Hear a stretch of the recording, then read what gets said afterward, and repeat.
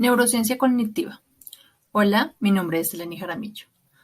Hoy vengo a hablarles de las funciones ejecutivas, especialmente de las patologías. Los trastornos en las funciones ejecutivas. Los defectos en las funciones ejecutivas son frecuentes en casos de demencia, en particular la demencia frontotemporal y la demencia de tipo Alzheimer.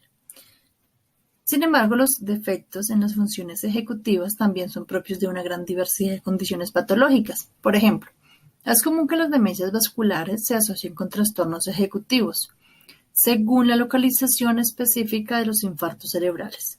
La enfermedad de Parkinson, la esclerosis múltiple, el síndrome de inmunodeficiencia adquirida y la enfermedad de Wilson también se relacionan con defectos variables en las funciones ejecutivas. Los defectos ejecutivos propios de estas patologías pueden reflejar la falta de integración frontal en tareas de control atencional y control comportamental. Incluso se propone que los defectos cognitivos detectados en la enfermedad de Parkinson y en otras patologías subcorticales son secundarios a una disfunción ejecutiva, como probable resultante de un trastorno en los circuitos frontoestriales.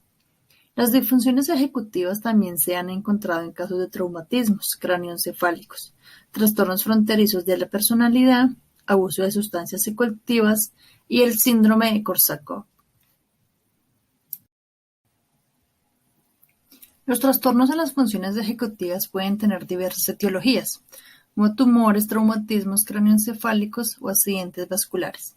Los niños preadolescentes tienen poca capacidad ejecutiva. En la infancia, la maduración cerebral se relaciona con cambios en las áreas prefrontales del cerebro, responsables de la inhibición, la conservación de las representaciones internas y la organización temporal de la conducta. Principales alteraciones cognitivas y comportamentales asociadas con lesiones de las áreas prefrontales del cerebro.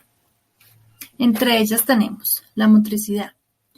Se ve afectado los reflejos patológicos, negligencia e impersistencia motora, tono anormal, anormalidades en la marcha, hiperactividad, ecoprasia, conducta de utilización. También tenemos la atención, cambios en la activación, cambios en la respuesta de orientación, disminución en las formas dirigidas.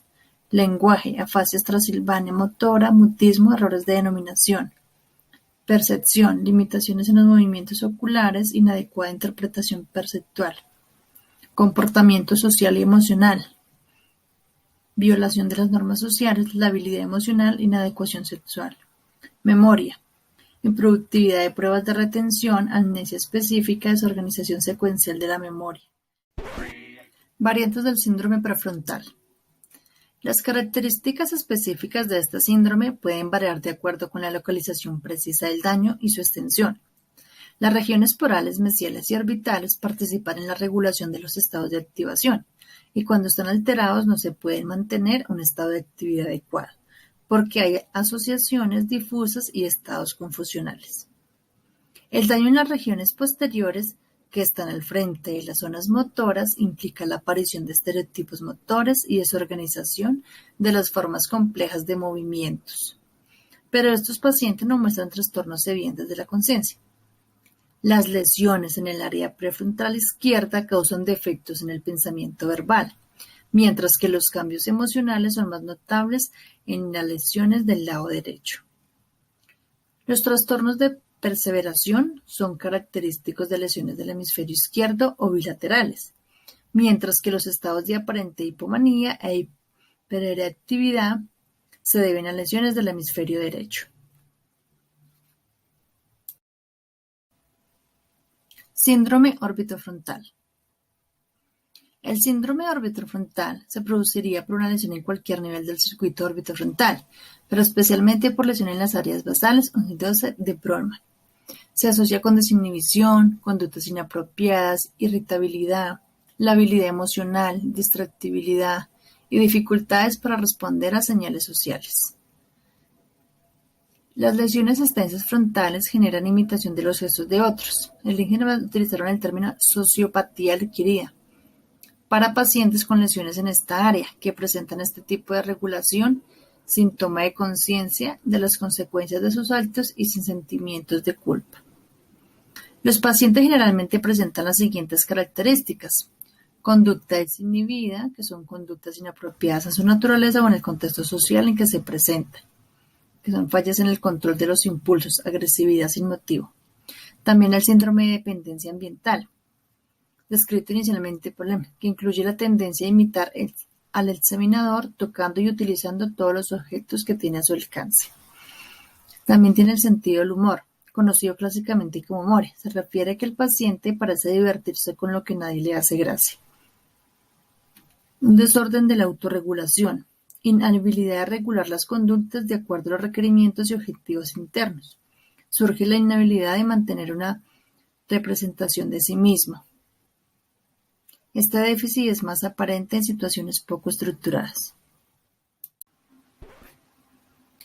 Síndrome dorsolateral.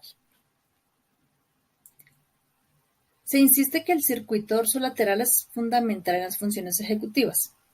El defecto más frecuente es la incapacidad de organizar una respuesta comportamental ante la presencia de estímulos nuevos o complejos. Los síntomas siguen todo un proceso e incluyen la capacidad de alternar las conductas, utilizar estrategias apropiadas y organizar la información para adaptarse a los cambios ambientales. Las demencias subcorticales se caracterizan por defectos de las funciones ejecutivas. Por lo general, los pacientes latencias de respuestas largas y dificultades en la recuperación semántica, aunque conservan el reconocimiento. Varios estudios destacan la presencia de la perseveración, conductas dependientes del estímulo y ecolalia. De haber lesiones dorsolaterales, en el hemisferio derecho hay trastornos de tipo no verbal y paralingüístico. Y en caso de lesiones dorsolaterales del hemisferio izquierdo, habrá disminución en la fluidez verbal y afasia extrasilbiana.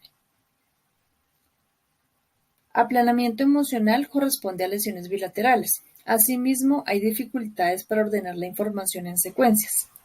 Las regiones ventrales y dorsales de la corteza prefrontal podrían participar en la habilidad para tomar decisiones racionales y evitar situaciones de riesgo.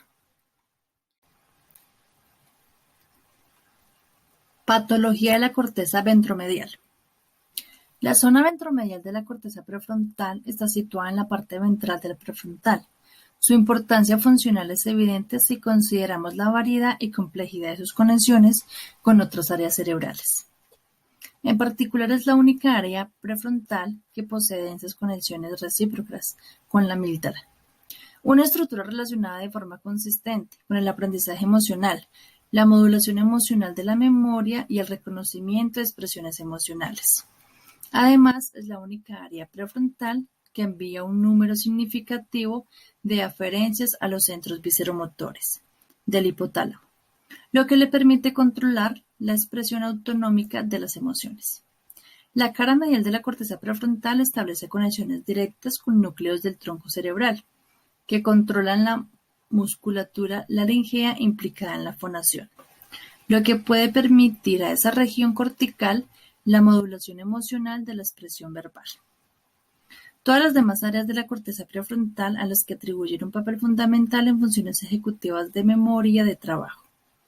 Gracias a la ubicación anatómica, puede encargarse de la modulación emocional de la actividad cognitiva, desempeñándose un papel de intermediaria entre las estructuras cerebrales responsables de la cognición y la que controla las emociones.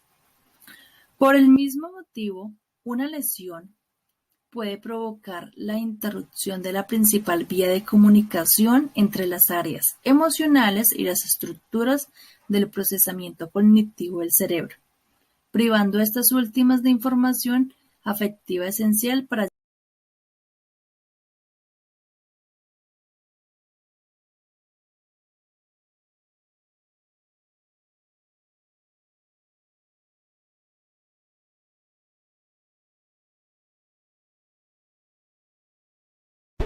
Created using Powtoon.